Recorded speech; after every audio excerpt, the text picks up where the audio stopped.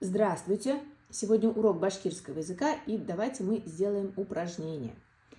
Хинен – твое. Унын – его.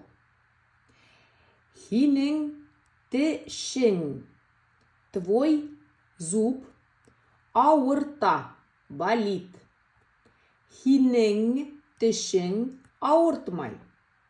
Твой зуб не болит. Унын теше – ауыртмай. Его зуб не болит. Хинен күзең ауырта. Твой глаз болит. Уның күзе ауыртмай. Его глаз не болит.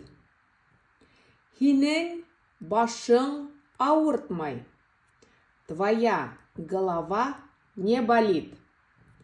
Уның башы ауырта. Ее голова болит. Хинен ісің ауыртмай.